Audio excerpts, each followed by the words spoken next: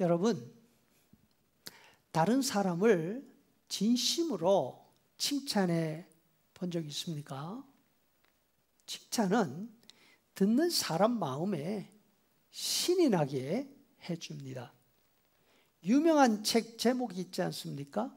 칭찬은 고래도 춤추게 한다. 이 말은 사실입니다. 미물의 짐승도 자신을 칭찬하는 사람을 압니다. 칭찬하는 말에 신이 나 합니다. 동물뿐 아니라 식물들도 마찬가지라고 합니다. 칭찬을 해주면 자신이 인정받고 있다는 사실을 알고 그에 대한 반응을 보인다 합니다. 예를 들어 아침마다 일어나서 집안에서 기르는 화초에게 물을 줍니다.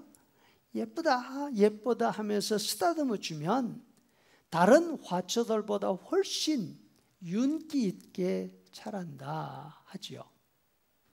이처럼 칭찬은 듣는 대상을 행복하게 해줍니다.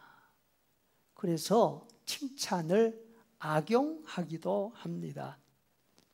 마음에 칭찬하고 싶은 생각 1도 없으면서 관계를 유지하기 위해서 칭찬을 하기도 하지 않습니까? 그렇지 않아도 껄끄러운 관계인데 싫은 소리 해대면 서로에게 좋을 게 없죠. 이렇게 칭찬이 악용되는 일 언제 더 자주 일어날까요?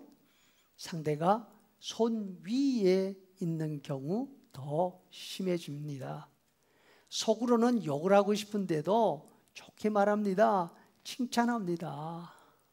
싫어도 그렇게 하는 것이 세상 살아가는 방법입니다. 그래서 힘 있는 사람에게 싫은 소리 하는 그런 경우 드뭅니다. 이렇게 보면 시편 45편은 당연히 그런 이야기네 하면서 대충 읽고 넘어가기가 쉽습니다. 2절을 세 번역으로 읽으면 임금님은 사람이 낳은 아들 가운데서 가장 아름다우신 분, 하나님께서 임금님에게 영원한 복을 주셨으니 임금님의 입술에서는 은혜가 쏟아집니다. 여러분, 왕한테 하는 말이지 않습니까? 당연히 좋기만 해야지. 당연하지 않아? 이런 생각 들죠? 그렇지 않으면 목이 달아날 형편인데 말입니다. 하지만 1절 첫마디를 자세하게 읽어보면 이 말은 절대로 당연한 말이 아닙니다. 1절 내 마음이 흥겨워서 읊으니 노래 한 가락이라네. 내가 왕께 드리는 노래를 지어 바치려네. 이 말은 왕 앞이라서 그렇게 말하지 않으면 불이익을 당하니까, 그렇게 말하지 않으면 목숨을 위험하니까 이렇게 말하는 게 아니라는 것입니다. 왕 앞이 아닙니다. 다른 사람이 모인 자리도 아닙니다. 지금 보면 시인은 혼자 있습니다.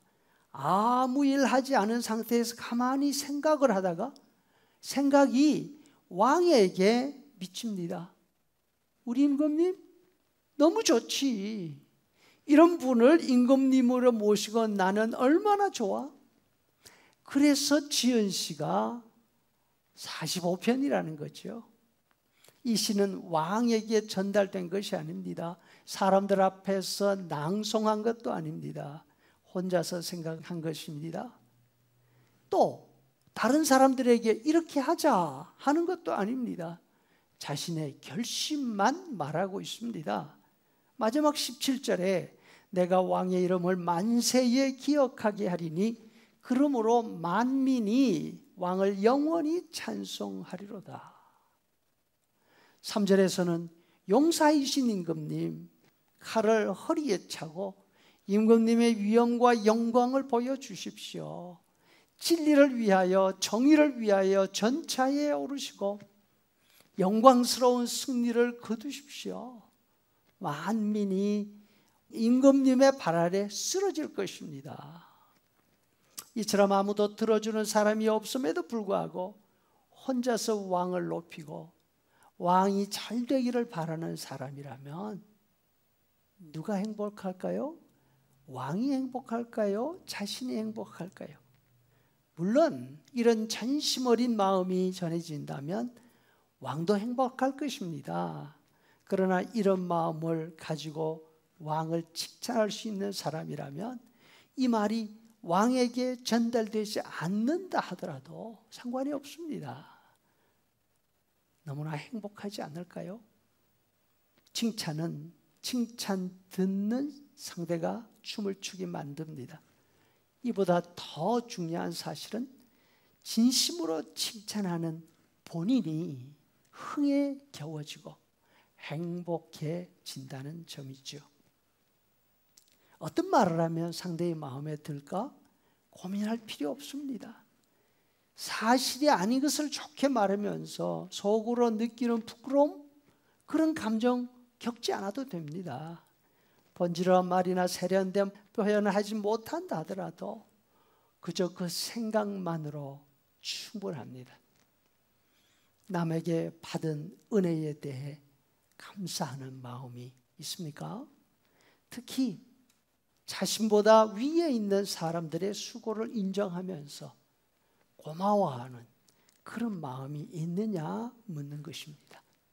그렇다면 오늘 시인처럼 속에서부터 솟아나오는 행복의 감정이 있으리라 확신합니다.